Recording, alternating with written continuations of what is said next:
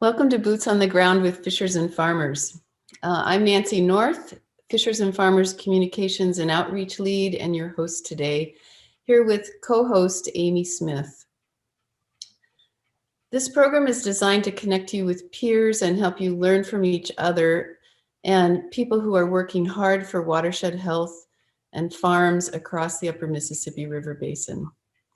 Today, we're excited to introduce you to Tony Peirick, Bill Boettge, and John Bohonek, who are helping people connect and make the connection between land and water in Dodge County, Wisconsin. Boots on the Ground as a series is a program of Fishers and Farmers Partnership for the Upper Mississippi River Basin. We're a national fish habitat partnership that aims to respectfully connect farmers, landowners, scientists, and all collaborators to listen and work together for resilient farms, streams, and fish. We'll hear from Tony, Bill, and John in a 30-minute interview. After that, you'll have 10 minutes to meet in small groups with your peers to talk about what you've heard, and we'll have short takeaways afterward. And then we have a half-hour Q&A that will give you time to actually talk directly with Tony, Bill, and John, and everyone here to ask your own questions. Today, we will start as usual with a short video so you get a very quick look at Dodge County and the groups you'll be meeting today. The Dodge County Farmers for Healthy Soil, Healthy Water and Dodge County Healthy Soil, Healthy Water Alliance groups are cooperating organizations located in southeastern Wisconsin, educating on topics of soil health, farm economics, and water quality. These groups operate within the Rock River Basin, which spans across southeast and south central Wisconsin into northern Illinois. However, as their name indicates, their efforts are focused within Dodge County.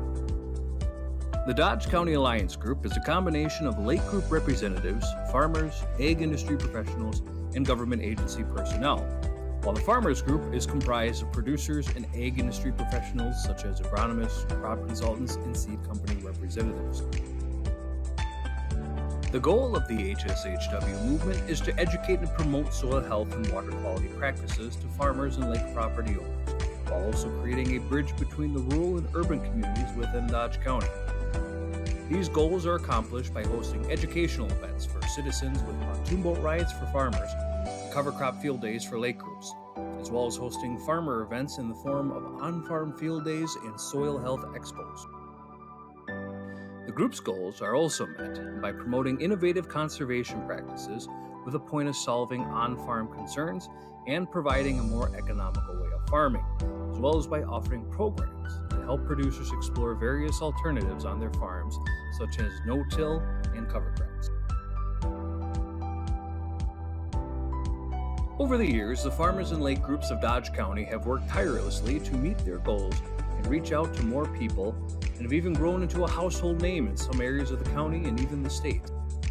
With help from local government entities, the farmers and lake groups of Dodge County continue to find new and innovative ways to work together to become better stewards of the land, provide education and resources to bridge the gap between farming and non-farming communities, and become an example to others how when it comes to soil health and water quality, we're all in this together.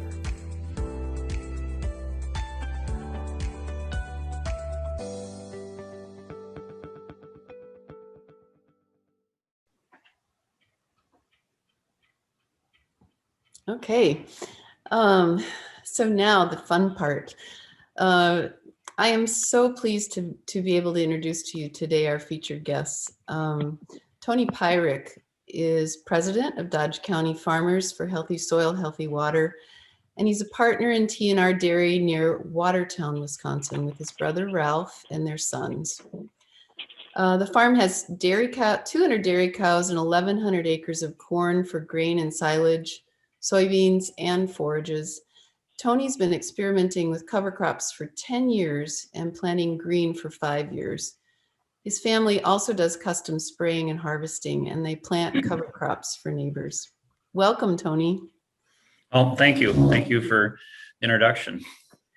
Bill Boettge owned and operated a retail shoe chain and was president of the National Retail Footwear Association for many years. He retired to Beaver Dam Lake, and during 13 years as with the board of directors, they led the Beaver Dam Lake improvement. They led the effort to complete a comprehensive lake management plan and form a lake district. He's also a founder of Dodge County Healthy Soil, Healthy Water Alliance, which you just saw in the video. And he's passionate about the connection between land and water. John Bohonek earned degrees in business management and soil and crop science before he was a watershed technician for Little Grant River Watershed in Grant County, Wisconsin. Later, with Dodge County Land Conservation, he was the one who developed the county's animal waste and storage nutrient utilization ordinance, and for some years focused on design and review of manure storage and transfer systems. He's now county conservationist in Dodge County. Welcome, John. Thank you. Before we launch into questions, I just want to mention this group has created momentum a lot of people crave. And so as you listen to them, here's the question I'd like you to keep in mind. And you may even want to jot some thoughts down as you listen today, all of you participants.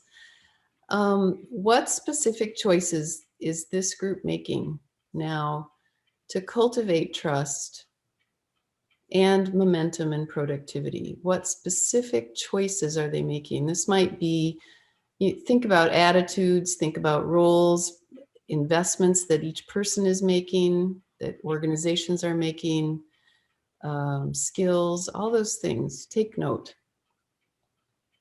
Okay. I want to start today with a quick word from all three of you about this moment, this particular time in your work together. You've been doing this for a few years now. And I'd just like each of you to spend a few minutes saying what's most exciting for you right now. Okay, I can start it out. It seemed just the gratification and on the friends I've made and the problems we have solved between the lake associations or the lake groups and the farmer group. And just where we're at today from where we started, because at the very first meeting with Bill was in there, and Becky, and then John, did you start the original one? It was still with Mark. Yeah. He was there too. Mm-hmm. But the very first meeting when I was invited, I really didn't want to come because we had the DNR and lake people there. And I knew the tensions always were high, but that was in 2015. So, but well, we came, it's just a satisfaction of the friends I've made, the relationships we have grown with the lake people, and what we have done. This whole group is what it has done so far. It's been very, very encouraging, very thankful for doing this, you know. I think play up on Tony's remarks is all of us working together, being involved in the lake for the last 13 years and seeing the challenges that we faced because we're in a strong agriculture area and we have over 800 properties on the lake. We knew we had to take some action. And I think too many lakes were looking with blinders on that we could fix our lakes by ourselves. That's not true. Like most things, we have to work cooperatively together. So it was a pleasure to sit down 5 years ago with Tony and Marty and others and see them take a leadership role. And as said, yeah, there were some accusations being made, but by stopping doing that and working and seeing where we could work together and cooperatively, because we're all working for the same common good, and that's to improve our soil and water. And it's almost a passion of mine now when I see what's being done on the farms, because it's so important for our future of our economy, of our water, and of the farmers. And it's a pleasure to work with all of them and to see their dedication. Yeah, for me, it's, I've been doing this for almost 30 years. And I spent a lot of time working with an individual farmer on this project or an individual farmer over there, and occasionally on complaints with the DNR. But I think the biggest thing for me is now you have a group of people that are passionate about what they're doing. They're willing to share their ideas, and other farmers are actually interested in coming and listening to it. Hi, this is Scott Provost from DNR, and what I work out of central Wisconsin, but we're in the same situation as you folks, and that's why I'm here is to learn from you guys. Um, what are the?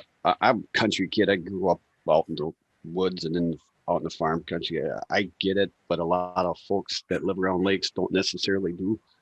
And but one thing I find common in both of them, the lake folk and people in the watershed, whether you're a farmer or there's a municipality that has stormwater issues, whatever, is when they hear the three letters DNR, there's an instant wall that goes up. And what's and I've heard this, I ask this question just about everywhere I go is how do we get over that, or how do we get past that? Scott, that is perfect lead into my next question. Because Bill, I was remembering when we did our prep session for this meeting, you said we've worked really hard to build trust between the lake group and farmers, and it's always in front of us that whatever we do has to build that, not destroy it. So I'm sure all of you have thoughts on Scott's question, but let's go for it. Let me jump in on that a little bit. It's particularly in regard to the DNR. Our alliance group, as we have that farm group and we have the alliance group. The farmers are all the farmers working together. The alliance brings in the businesses, the county agencies, and other agencies of the government, including the DNR. And we've been very fortunate to have the DNR present at almost each of our monthly meetings. And with that, we've grown trust, not only with the group, but with, I think, the farmers in the group. And it's because of the consistency of their working and their positive comments that they make and the input they give us that I feel that we're overcoming some of that problems with the DNR. And I think, Tony, you've got some comments on that too, and how that's improved. Yeah, I agree with you on that, Bill, because, when I came that very first, I know at that time, Mark Boettge was the head, and then he had health issues. He had passed away during our thing, but then John took over. But it was, he got me early on, and I really thought about it because I really didn't want to get involved, especially as soon as they brought up the DNR and that. But a lot of the thing is, a lot of people have a misconception until you get a group together and you start talking to them. The trouble is a lot of the farmers, they're not communicating or talking to the groups. They're isolated out there and they're not really realizing what the DNR is. All these agencies, they feel that they're just they're bad people that we shouldn't be talking to and helping them. But once I got to know the two, Mark Riedel and Mike Sargi. Sargi, yeah, excuse me, that, they're just like us too. They want to help everybody and not sit there and police. And it was comical. One of the stories I'll share with you, because I farm with my brother. He's not too active in this soil health. He's more on the bookkeeping and the dairy side. I hope you would tell that story, Tony. Yeah, and Mike came out that day, shortly after the first year or so I was involved. He wanted to see my farm in the spring, and I told him to come out. You just keep driving down Highway Q until, all of a sudden you'll have a lot of tillage and you'll see all green when you come over the hill. And then he came there that day and I showed him all the covers we had there and that. And he's had his DNR truck, again, that's a bad vehicle to have sitting in your yard with the DNR all over it and that. And then he parked it there. We were there for a couple hours and then we left. My brother came to me and says, "Why'd you have that DNR person there? We're going to get in trouble now. He was out here today. Now he'll see stuff that we need to do and he's going to report us." But that's the mentality out there. And I said, "No, don't worry, but it's that whole concept by having our organization come together here. And it's just, it brought friendship and relationship and understanding, now you got to meet these people, and same with our pontoon rides, we're going to that later, but, talk to them. We just need break that bridge down that we don't want to talk to anybody. And we think we're all right. And they, they're doing their job and just the communication." Yeah, I hear that consistently, and I'm a firm believer in that as well. But trying to get people to understand that DNR is a big agency. There's regulatory folks and there's non-regulatory folks, and there's people out there like Storgy, who's a good friend of mine. Who we both are in the same wavelength. Nobody's out here. We both know as DNR folks, you're not going to regulate your way to water quality. It's not going to happen.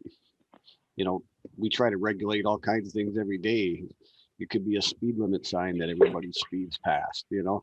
So it's, I always interested in where the origin of the Smith Trust Company is. It just part of this larger narrative that we're, you know, we're the government and gonna come in and tell people what to do, you know, and everybody that works for me, I make sure to tell them that, you know, you're not there to tell anybody anything. You're there to learn from them and then take that back and see what you can do to help.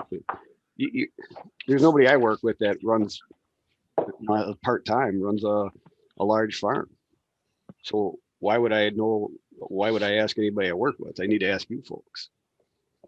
Right. And it takes time. I mean, we started this back in 2016, 2017 is when we first started having the conversations. And those first meetings, they were contentious. There was finger pointing, there was yelling, going back and forth. The lake people sat here, the farmer people sat there, the DNR was back over there. It takes time. And you got to have people that are committed to making the change. And I think that's one of the main successes that this group has had. Yeah, whatever you guys are doing is working because it's got the notice of everybody else across the state. So well, it's not perfect because you still have lake people and you still have farmers that are absolutely. no matter what. But your model is, I'd like to say your model is perfect.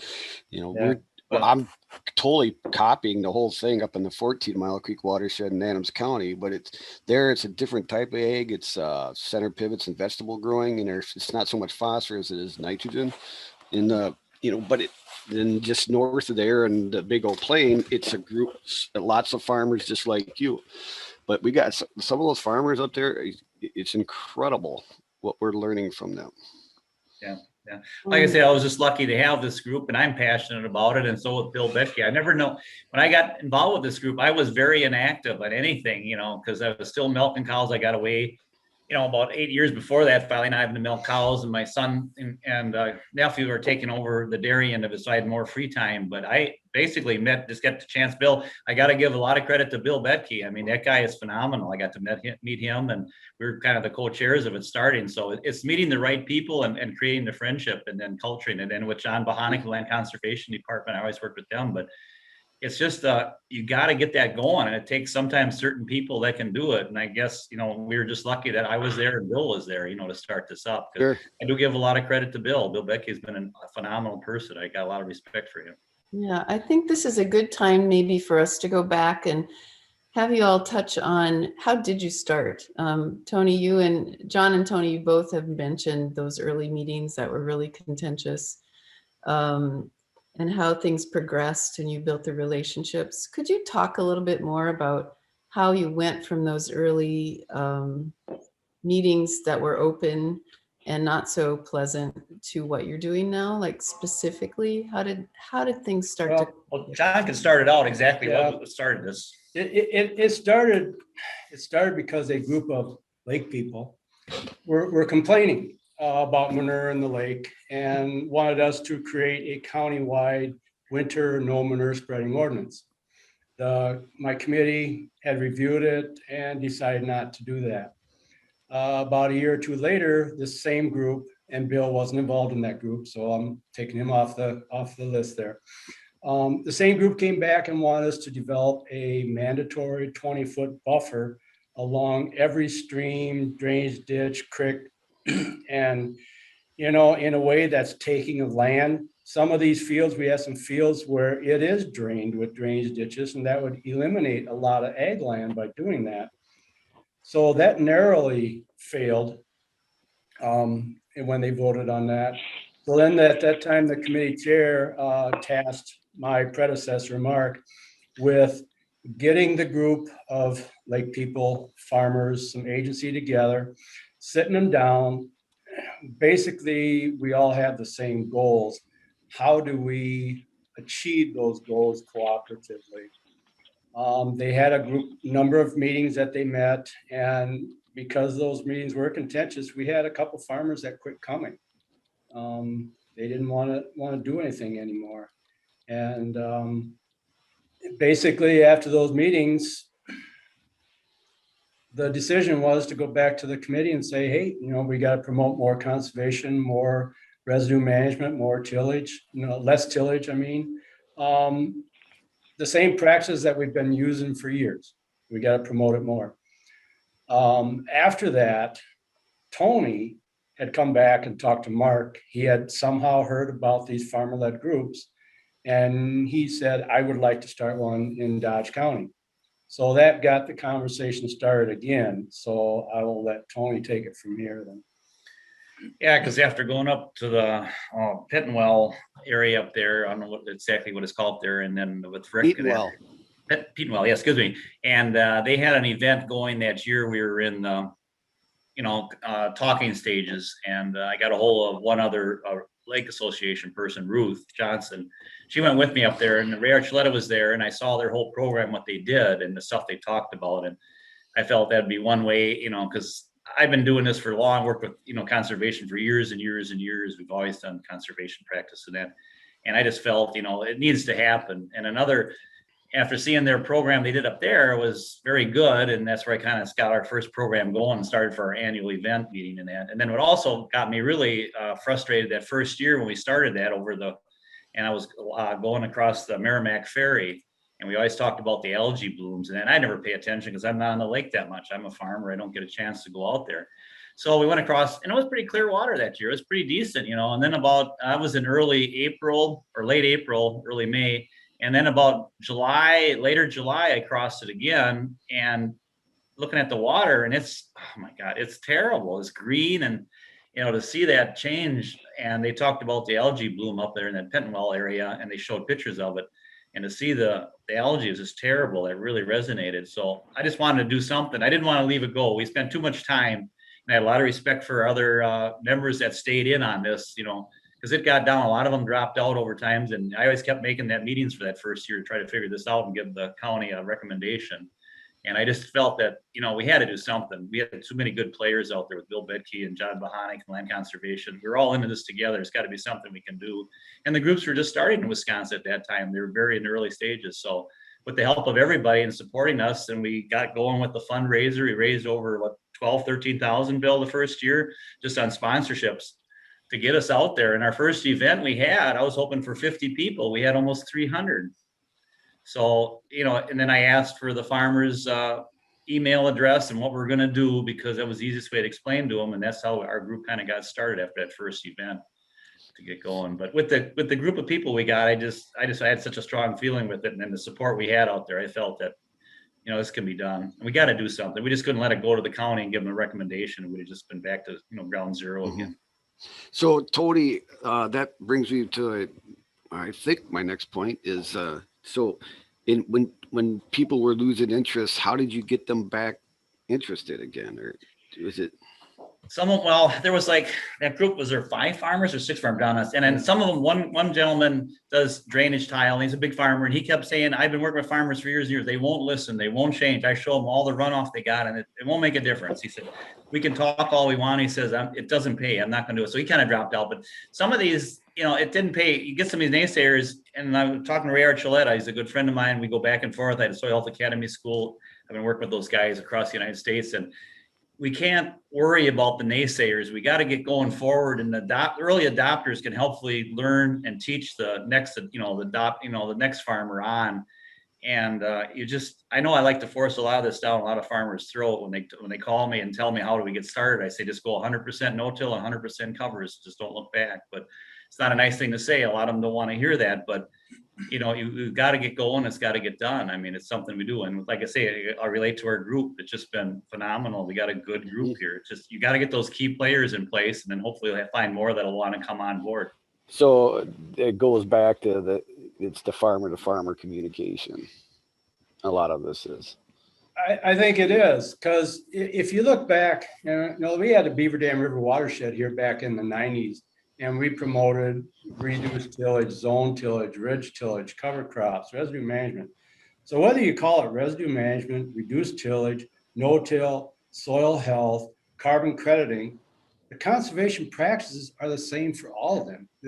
So we sit back here, why is this thing going the way it is? And I don't know. I struggle to come up with an answer sometimes. I think you have to point out to that's been pointed out about peer-to-peer, and studying this for the last 5 years, there's no question the leadership of Tony and Marty and others who are setting the example. And then the next ones that come on.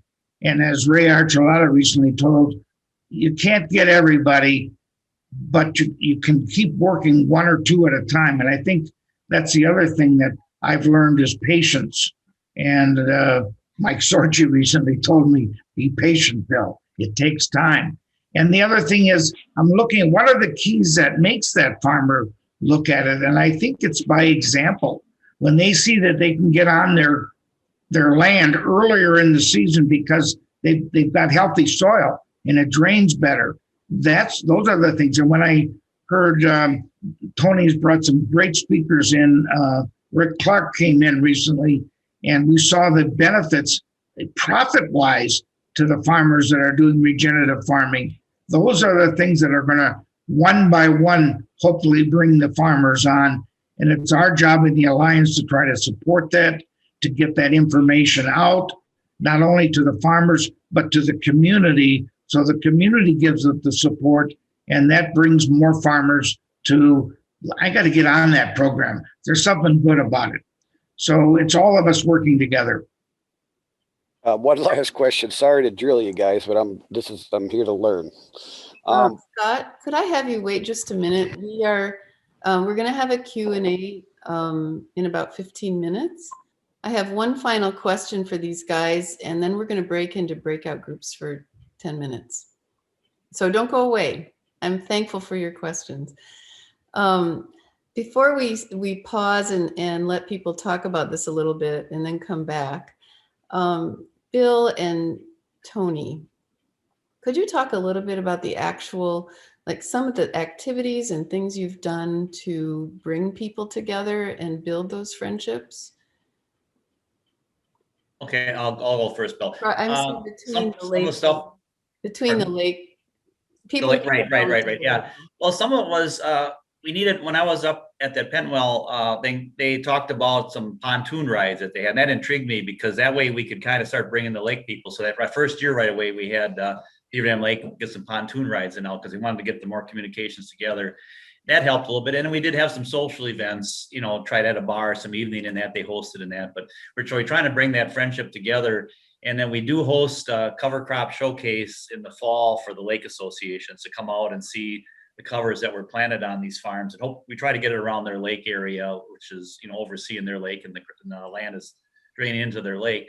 So, try to get them out there, and then we show them the covers. And it was interesting, a couple of years ago, the tillage radish, we said, you could eat those too. And that, well, everybody's taking tillage radishes along with them that night and that, but it's just, we got to communicate. We're going to keep continuing building on that. You got to have that mix of farmers and lake people and get some events together. And I got some ideas this summer I'd like to run, and get some more events to where we can get the lake people. But you got to bring them together somehow at a common, like that pontoon ride's been excellent. And you learn about their lakes, and they can tell you their story, and we can listen to them. And then we invite them to some of our events. If they can make it, they're always invited to our events. We don't discourage the lake associations not to attend our events. That's a good thing about the farmers groups. We work together. Sometimes when they have a farm expo event in a field, in the afternoon, it'll be maybe for the farmers.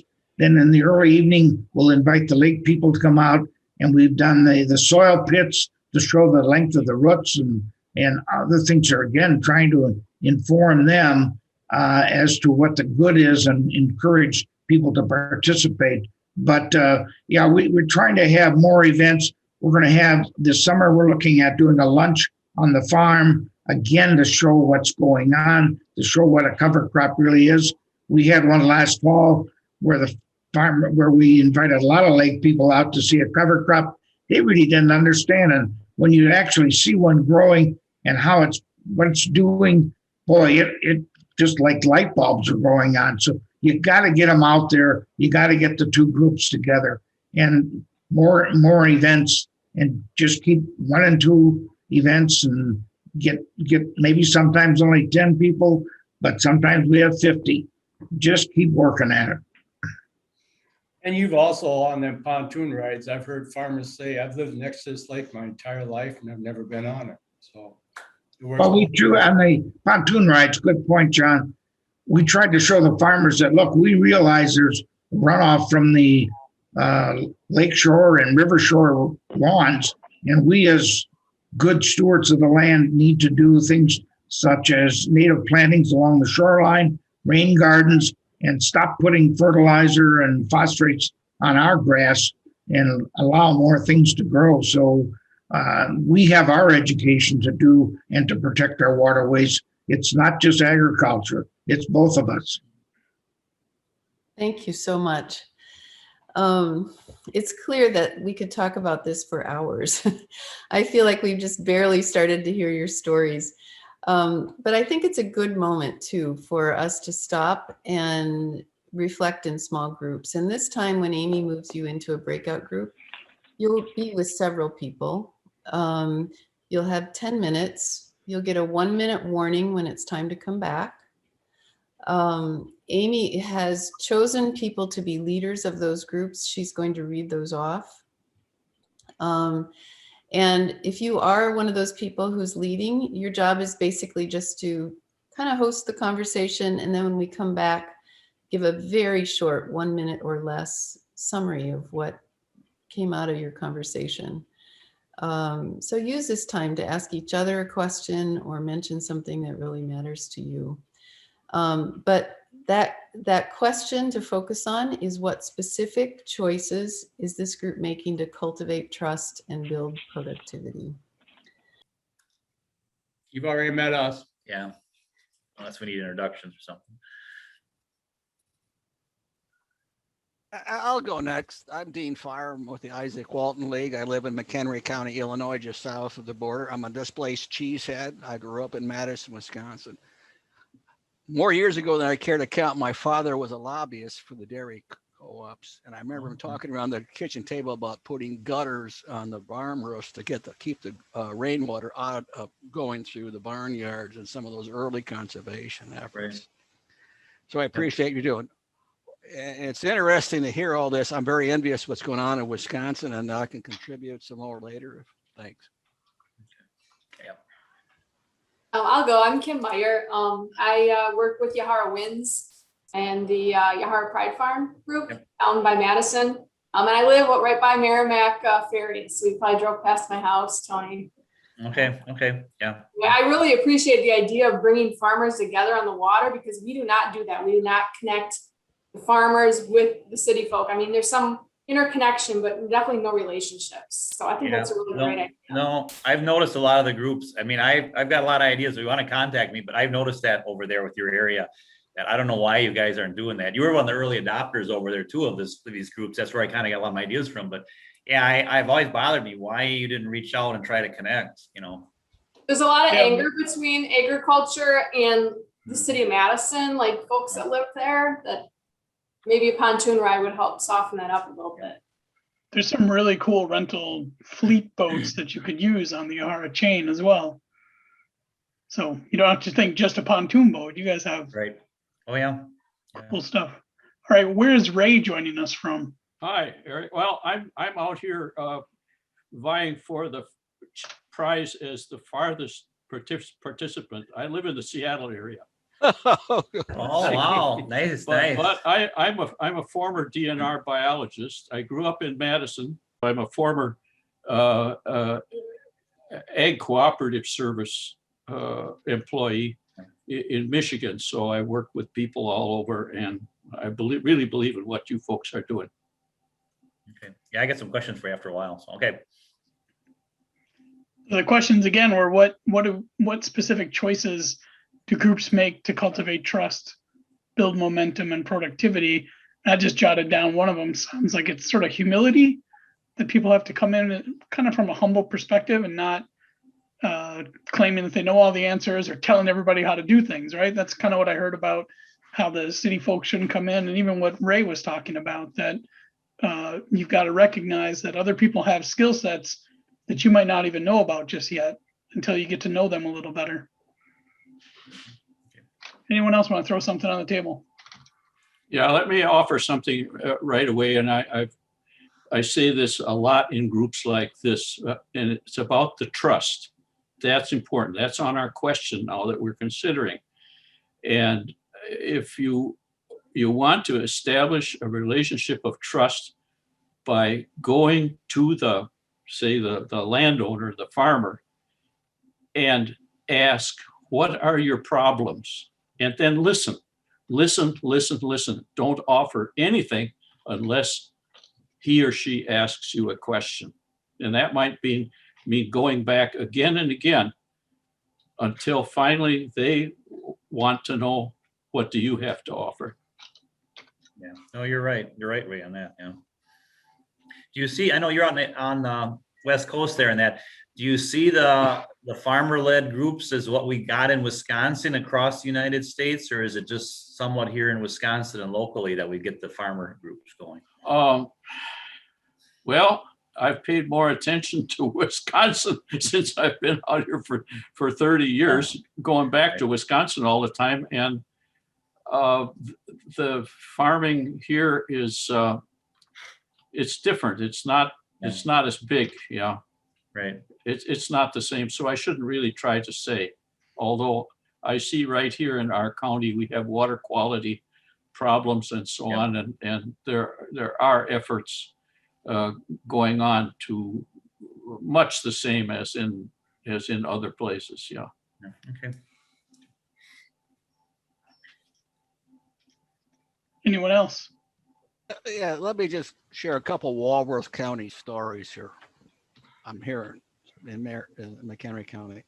I heard a guy speak, a farmer in Walworth County. He says, we hear from the academics, we hear from the regulators, we hear from the environmentalists.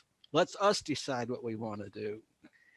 And in Walworth County, they've got a couple of things going there that I think is really kind of important to share here. That one of the lake groups, the Delavan Lake Association, they actually contribute. They went out and got a soil health class, by the way, so they understand all this stuff.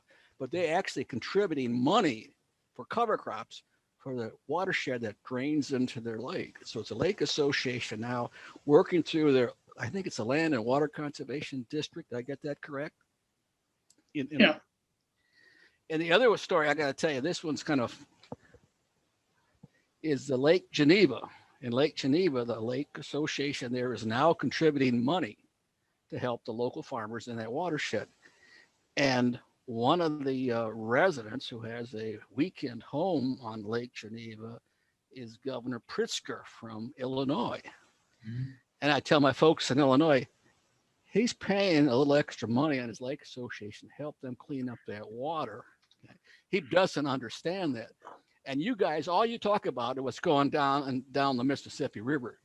He's concerned about what's in front of his house, or his lake home. So anyways, Walworth County is doing some good things. Looks like we don't have much time. I would just add that trust does take time. So the one thing we don't have is 30 seconds click away, repeated interactions, and just getting to know people over time. That's part of trust as well. People can't just sort of be here one day and then gone the next.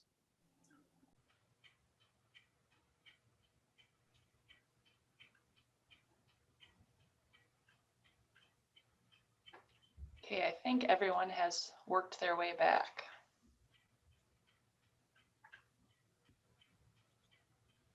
Okay, welcome. Amy's going to call out the leaders, and we're eager to hear what choices you identified in your groups. Okay, so for the first group, we had Eric Olson. Sure. So we didn't get much time to talk beyond introductions, but one thing that came out right away was just the idea of being humble and coming at community interactions from a humble place and not pretending to know all the answers. And then sort of related to that is just the importance of listening. So don't just go out if you think you're coming from a urban perspective and you want to work with farmers, don't just go out there and start telling them what to do. That's a way to not build trust. So instead, ask them how things are going, ask them what sort of issues they encounter as farmers, and just sit back and listen so you can try to understand their perspective a little bit.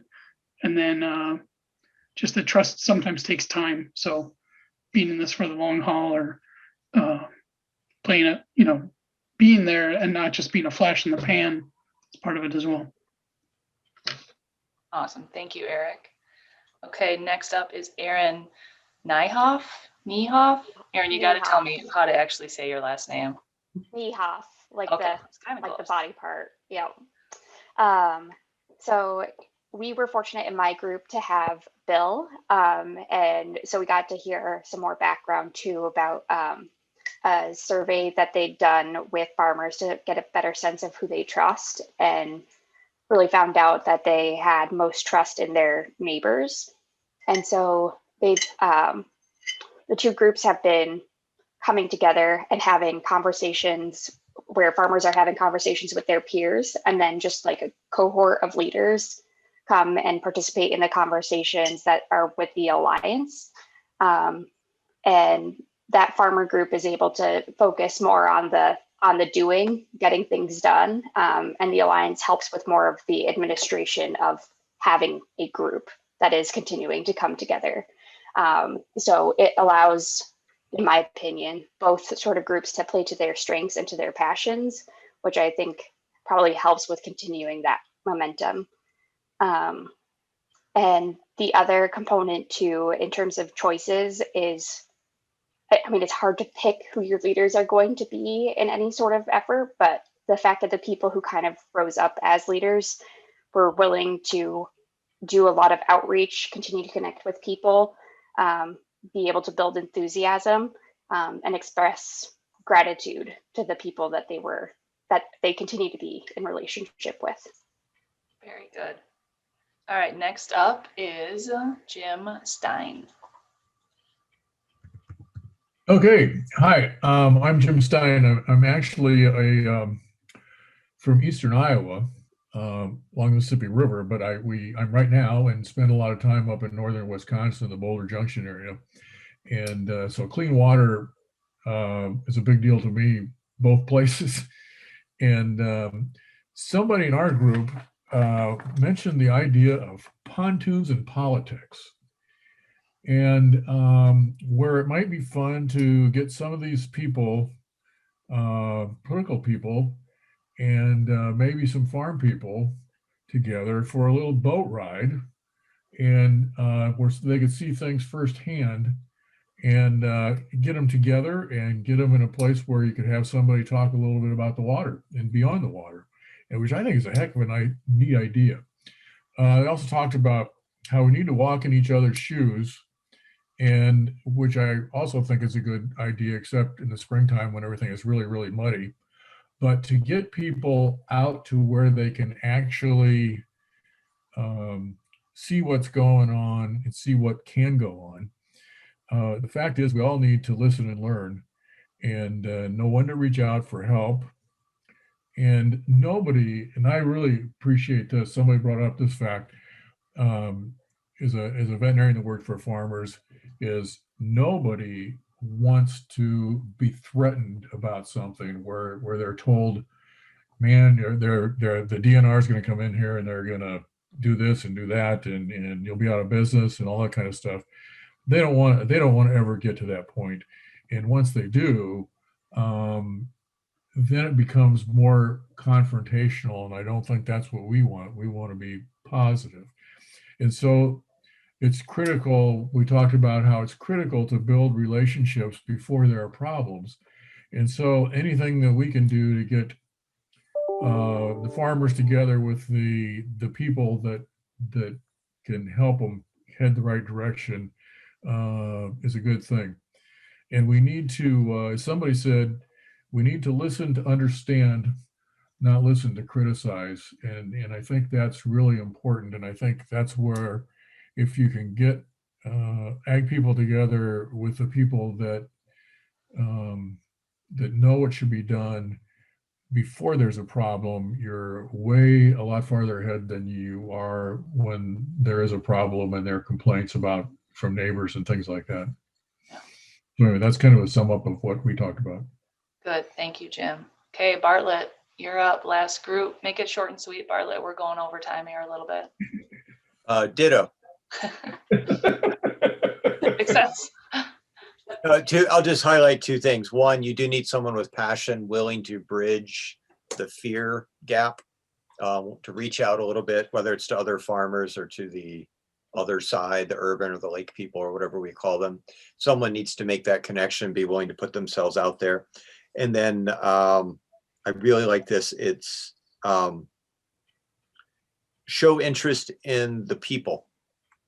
We talked a little bit about wherever you're coming from, there's going to be some common denominator, and just work on that and build that as a way to start establishing the patterns and habits that build trust. So that was kind of a cool thing.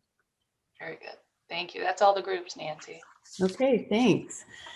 Listening to you, I just couldn't help but reflect on complexity. One of the things that comes up constantly and on which we build our work in this network is the acknowledgement that none of us knows the answer to this, that there's a lot of great information, there's a lot of beautiful science, there are a lot of efforts all over the place, but they can be random or unutilized or ineffective unless we just recognize that till we sit in the same room or sit on the same pontoon or get together and actually listen to each other and understand, then we can move ahead. So it was exciting to hear all those things come out. We're going to move now to the Q&A, and we do that in gallery view. So I'd like you all to turn your video on if it's not on and go into gallery view.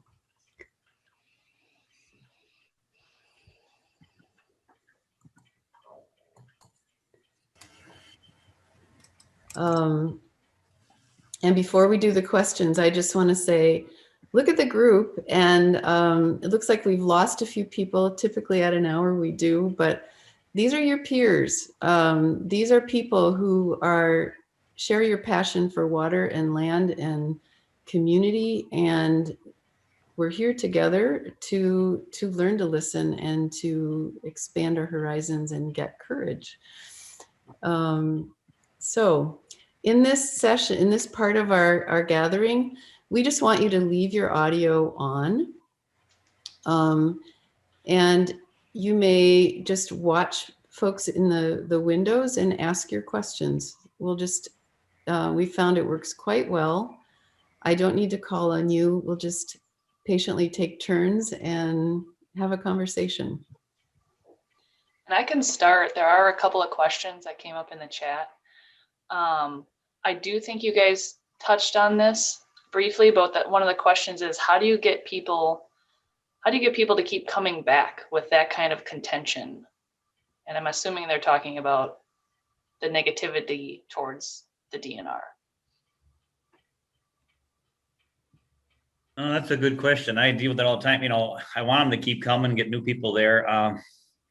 That is a good question. It's different topics you're working on, or just trying to get, a problem, or if you put a meeting together, we're going to work on this kind of a situation, or we're going to deal with this certain issue, maybe then they'll come. But that is an issue to try to get the people to continue to be there. They also rotate farmer meetings to different farms. So you're not going back to the same place all the time. That helps. Everybody is always curious what somebody else is doing. Mm-hmm.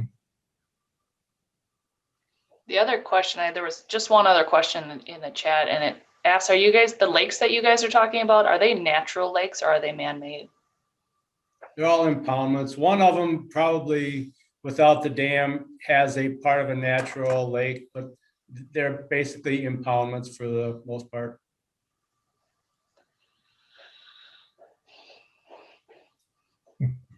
Well, I would like to add, if any one of us was to go to a social setting and we meet some people at that social setting, and then let's say some time goes by and you happen to bump into a couple of those same people that you met earlier at that other social setting.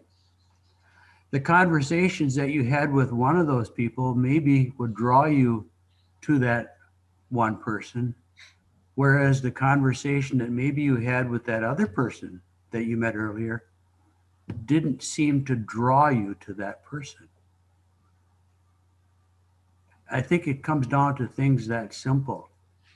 I think there's sometimes ways that people can, we don't know it, but I think there's sometimes ways that people can say or show an edge. We don't know we're doing it, but people pick up on that, and then it can be remembered. So I think we all need to really kind of be aware of how we are, kind of do some homework and think about just trying to show our best face. And I think by doing so, I think it really increases our chance to, you know, have another conversation.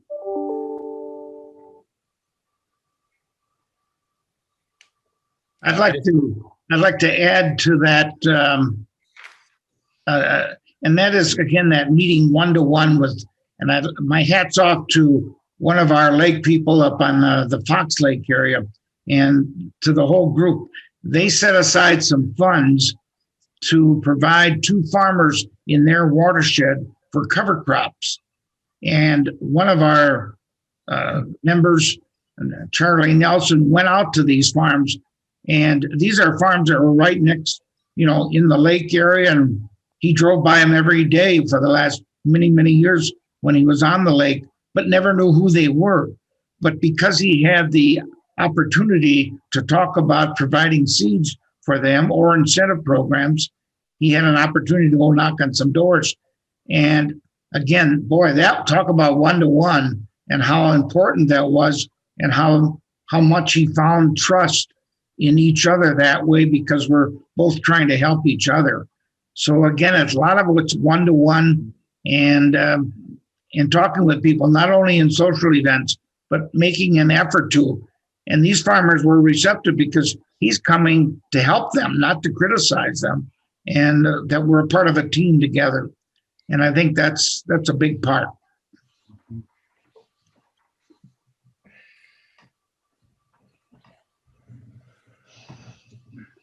I may want to speak to that person because it seemed like that person cared. And so I reverse that and apply that to myself.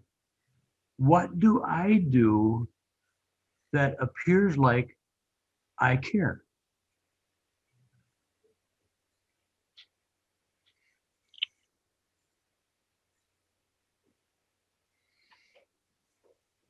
Someone mentioned before about a farmer group coming together and having a few leaders that then worked with the more urban folks, I think, or the lake thing.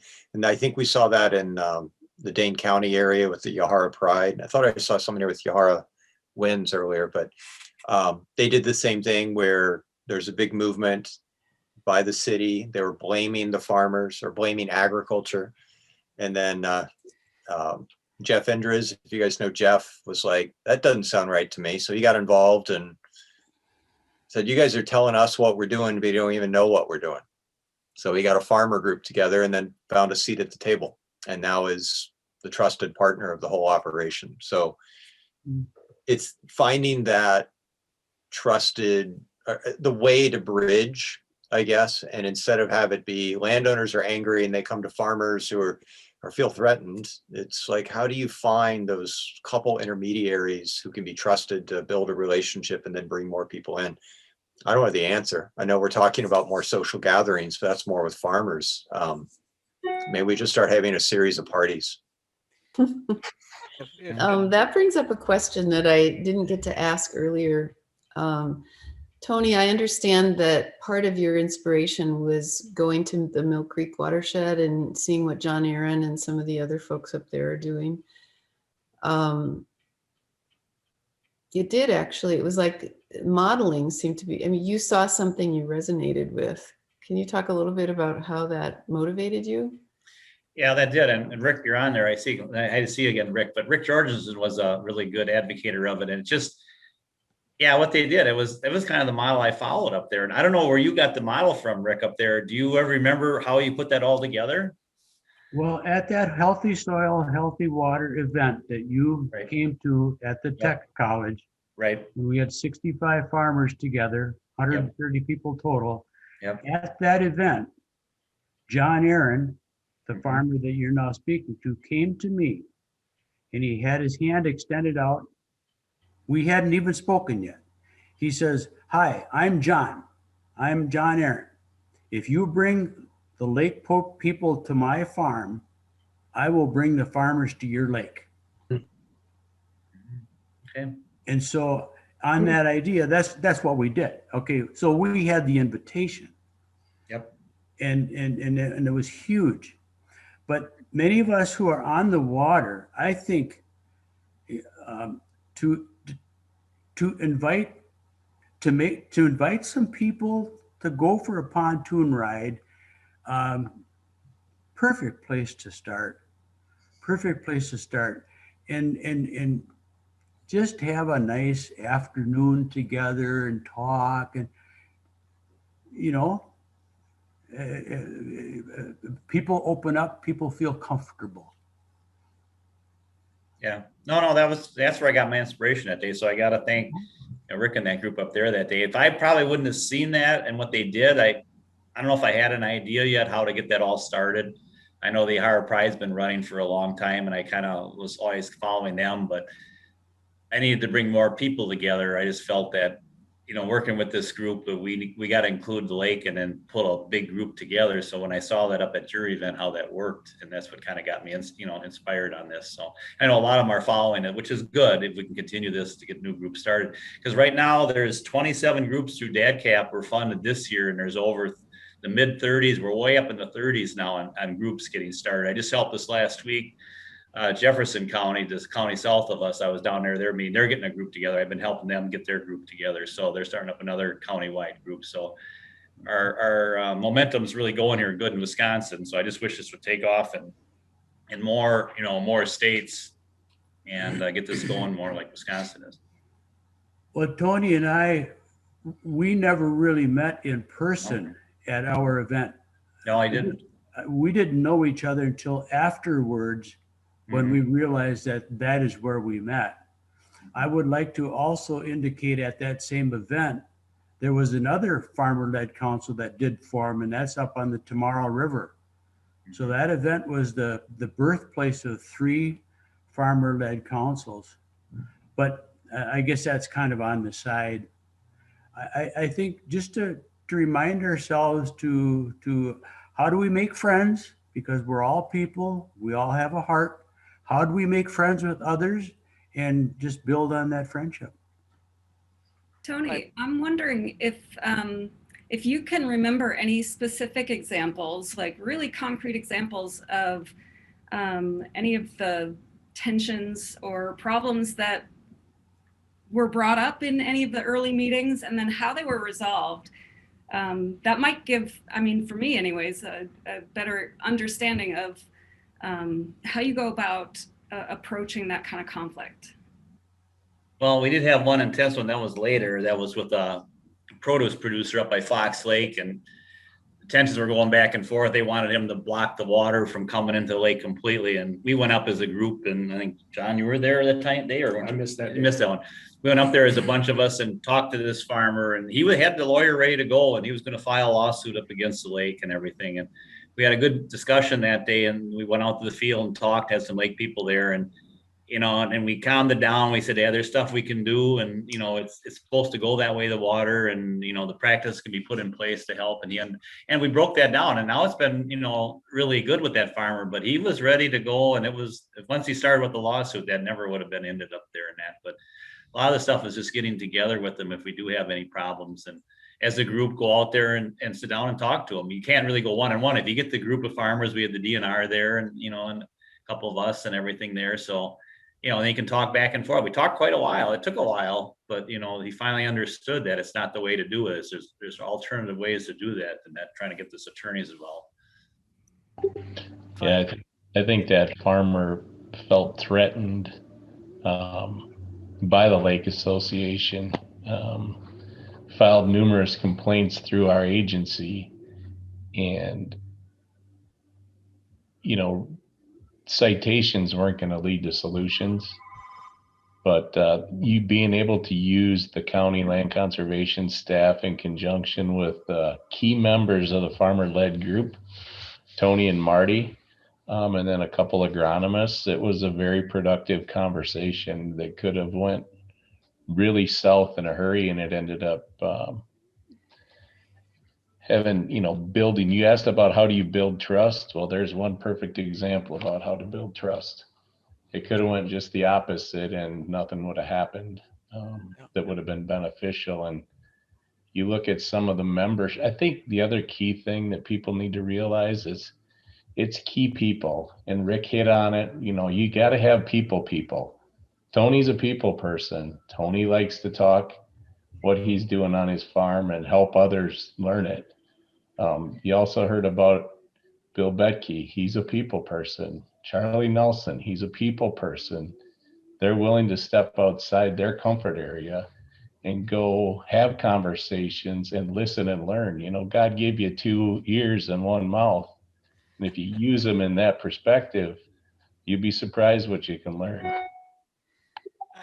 If I may, I got to tell you a story here. I have attended and dial into the Wisconsin Land and Water Conservation Board in Madison, where the local districts come down and talk about what they're doing. And the first one I attended was a little over a year ago. They had a guy from Manitowoc County, Wisconsin, and he had like 89% of his farmland had nutrient management plans. And somebody on the board said, well, how did you accomplish that, Jerry? He said, it's simple. I got everybody together for beer, brats, and bluegills. We got everybody together for a picnic. We brought the farmers, the environmentalists, the lakes people, the fertilizer guys, manure haulers, everybody together. The DNR was there. We all got together and got to learn from each other. It was that people process that brought everybody together. That was a community process. He says, every year we still get everybody together and kind of educate them on what we're doing. And it's that kind of people and working together that's going to solve this.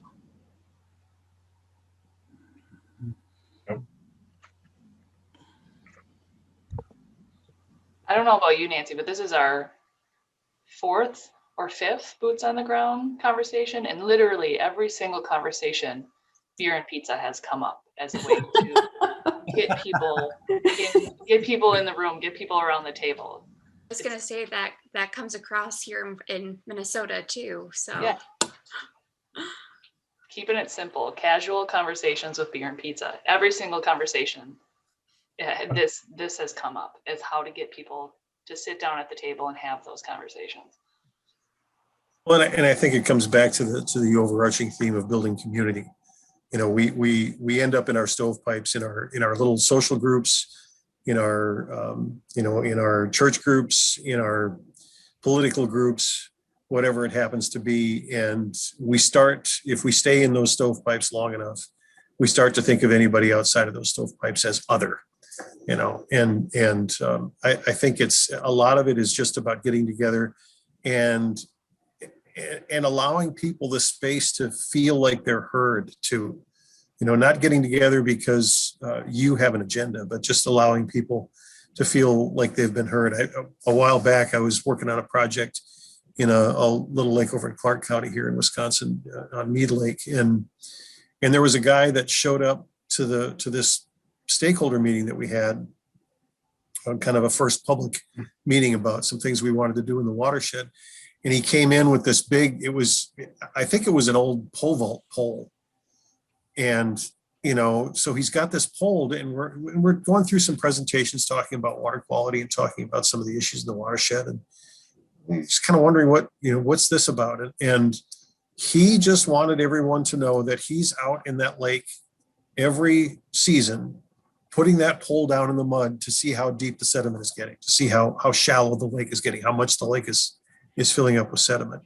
And he wanted people to know that. And his main concern was he thought that dredging the lake was the answer. And we eventually got to a point where he realized that was going to be too expensive of a process. But once he felt heard, once he felt like what he was doing and his concerns about the lake were valid, he was willing to sit down and talk to other people about what could be done about that. And that was kind of a really interesting and stark example of somebody who is passionate about what they're passionate about and wants to share that and wants to be heard.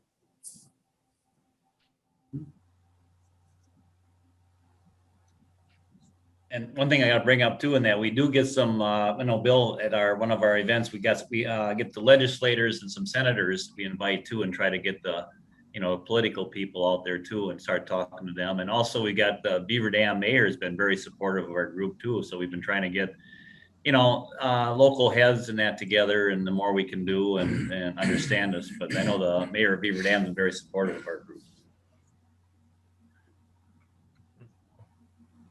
Mike and Tony, you both mentioned the value of social people doing their thing, talking to people, and particularly farmers to each other.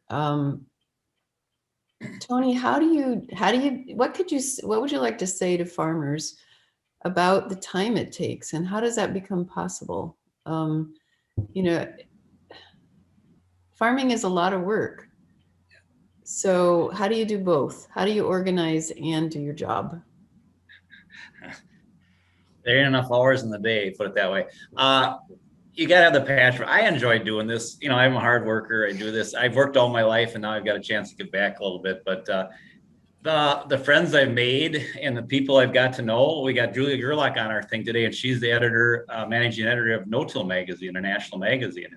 She was lucky to put me on the cover one time last year in August issue. So a lot of these people I've met on my journey here has been phenomenal. I mean, I've never would have met them years ago, and just the camaraderie and just the gratification, and try to help these farmers out, and you talk to them, and you say this does work. And a lot of them, they don't understand soil health, but I said, you can go on the internet and pull up and search and watch some videos on soil health. They're actually soil itself and a living organism and what roots do, and our regenerative side. And you don't have to take my word for it. Watch some videos. I've watched a lot over the years that were the social media stuff that's out there to show stuff.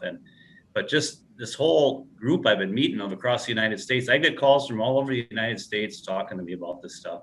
Even farmers, when I'm planting, they all got that question out there. And it's just, talking to them and telling them it will work. But a lot of them just got to realize, and I always tell them go 100%, which I shouldn't be doing, but they asked me how long it's going to take. I said, well, if you don't start right away 100%, you're a year behind every year. So this has got to happen. I've been doing it for so long, and our farm is 100%. I mean, we do custom planning for another big dairy, and they're on board. And it's just what I've seen. You got to see it. See, I do my whole journey. I've been moldboard plowing, and I tillage, and I got into no-till and covers, and the journey's been long. But I see the planting, I see the spraying and fertilizing of a field, and I see the harvest, and I see what comes off at harvest. So I see the whole process every year. So a lot of these farmers, I tell too, you don't see the whole process. You may plant, but you'll never see anything harvest of it. So when you see the actual crop and you see the harvest, and I know those areas in the field, what they are and what they've been, and to see the regenerative side and to see the crop production that comes off of this, and you just shake your head that, that never happened before on that field, because it never would drain or we wouldn't get a decent crop. And I just say that every year, it's just, I can't believe it. It's never the same. It's getting better and better as I progress. And it's been years and years since I've been doing this, but it's just, you got to have this. I mean, we got to stop this tillage. This tillage has got to stop across the United States.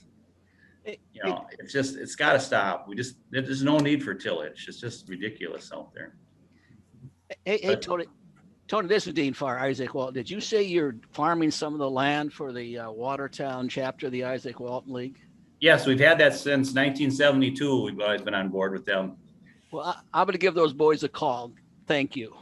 Yeah. No. We've been doing their renting on the land, so I take care of a lot of it. But yeah, it's just the passion you got to have for it. But it's just been, this regenerative side has been phenomenal. Like I say, the people you meet and everything out here, it's an exciting time. I've been involved with a lot of different stuff over the years, but a lot of this stuff has all been fad. It lasted for 5 years, and then you went on like the moldboard plowing, and then you go to chisel plowing, and you go vertical tilling, and everybody said they had the answers, and it's not, that wasn't the answer. Regenerative no-till and covers is the answer, and that's going to be here forever and ever and ever. I mean, this is something that's not going to go away. We got to go this route, so that's the exciting part of it. We're not into something that, is it going to last 5 years? And like I say, when I started this up 5 years, I didn't think this was going to happen. I didn't think what we're at now, I never had a clue what we're at today. I never thought this would be at this stage today, what we were right now, as far as advancing, getting involved with it. But just the people out there, you meet everybody out there. It's been a phenomenal journey, and it just continues to be a lot of fun out there.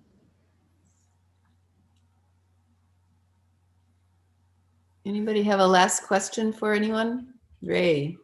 Yeah, no-till. Must be no-till experts at the University of Wisconsin in Madison. Are they a help to you? I don't want to go there, but I've done a lot of research over the years. I've done the nitrogen research for 7 years on reducing nitrogen inputs in that. I was up at a university. I spoke over at River Falls one year, shortly after I got involved, and I got up there to speak to the students up there, and they asked me, why weren't we taught this years ago? And I says, well, you really want to know? I don't know if they like me up there ever said. I've never been called back, but it's all because university relies on funding. They need the funding, and they do the projects with these companies, and they push their agenda. In the regenerative no-till field, it's not a big money maker out there for a lot of industry.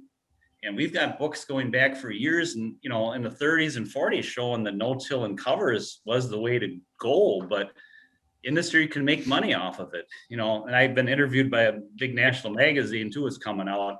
They want to know about this Green New Deal. And I say, the Green New Deal is not a Green New Deal. It's a Green New Deal for the large corporation and industry to make money off of everybody, including farmers. The whole theory of it is good, regenerative, we got to do that. But going on further with this, it's just a big moneymaker deal for this. We need that, but it's money making. Everything they're trying to do to make off the farmers. And nowadays with regenerative side, I've done a lot of testing for different products, and it doesn't show up on our farm. This year I did another project last year.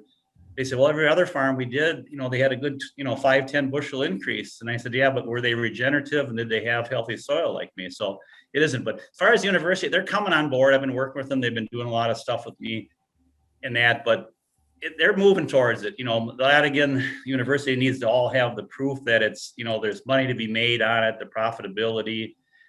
And to me, all these years back, it was the soil health and not, yield. And so much of this yield is pushed out there. And I'm always arguing with a lot, even the corn growers I argue, they're out there pushing yield contests. And I said, that's not the way to do it. And I won't support them, and I don't go to them anymore. But we're going the wrong direction. We got to look at the soil health side of it. Tony, when Rick Clark made his presentation, he referred to, he got his start by attending a seminar at UW-Madison 5 or 6 years ago. Mm-hmm. When he went back to his farm in Indiana, he decided, okay, I'm going to give it a try. Do you know who it was? I mean, I have it written down. Aaron Silva, I think it was. Yeah.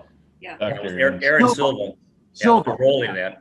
Yeah, they've been involved with the organic side pretty good, but the university really wasn't a big push. When I went back, when I was in short course, it was all moldboard plowing and fertilizing, so it progressed, but they're on board, they're getting on board, but I need, they'll be helping down the road, but they're always looking, we're doing a lot of research with them, but they always want that net return, or they want to show that you're going to make money by doing this, but it takes 3 to 5 years to go from moldboard plowing and to see some really good results. It's going to take time.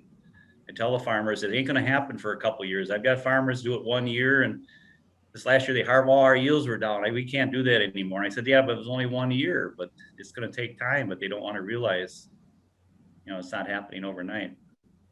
John, I got to get in touch with you. Are you the land and water county conservationist in Dodge County? Yep.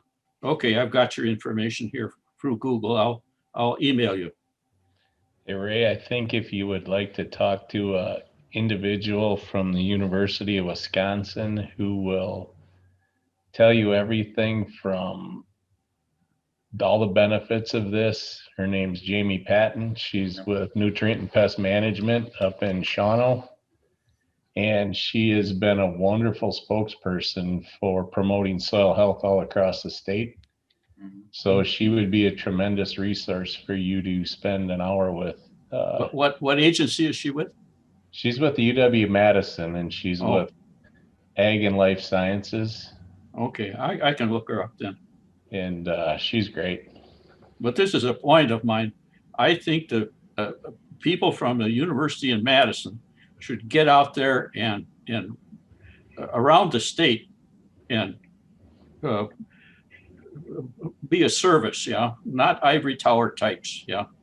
You know, the hard part about what you just said is there's so many aspects to university. When you make that statement, there are lots of people with extension that have played key roles in helping promote soil health. So understand that UW-Madison is a huge learning institute, and there's lots of different aspects to it. So just keep that in mind, that there are those that, you know, Dan Smith is another one who's been great with soil health and cover crops and no-till and that type of stuff. So there's some that are there working on that, but it is a huge institution. So yeah, no, I taught at universities, and I know the situation there. The reward system of the universities does not reward extension work, does not reward outreach as well as research and teaching. So that's a problem. And my view is they should be more like Aldo Leopold. He really got out there with people. Yeah. Let me just say something. I'm down here in Illinois. Let me tell you, you're very lucky in Wisconsin. You've got the extension support that you have up there. We have just a handful of extension agents here in Illinois, and the farmers, God bless them, they tend to listen to the fertilizer guys and those kinds of guys for making their decisions. They don't have the extension people to go to. So be blessed. Yeah, that's part of the problem out there. A lot of these co-ops, we don't get much support from here from the co-op. They look at it that they're going to lose business by cutting our fertilizer down and not doing the amount of tillage and, you know, this and that. So some of our been on board and some haven't, but they do. A lot of the farmers listen to their local co-ops and that. If we get more cooperatives on board and to really help us out, would make a big difference too. Well, I got a little story to add on that just came in 2 days ago. John Aaron called me and said that the local high school agriculture teacher, Mark Knoyer, converted one of the co-op spreaders such that they could use that spreader for spreading cover crop. And so made contact to that co-op, and with some conversations, the co-op agreed to loan all their spreaders out free of charge to any co-op member to use those spreaders to spread cover crop. Okay. Yeah.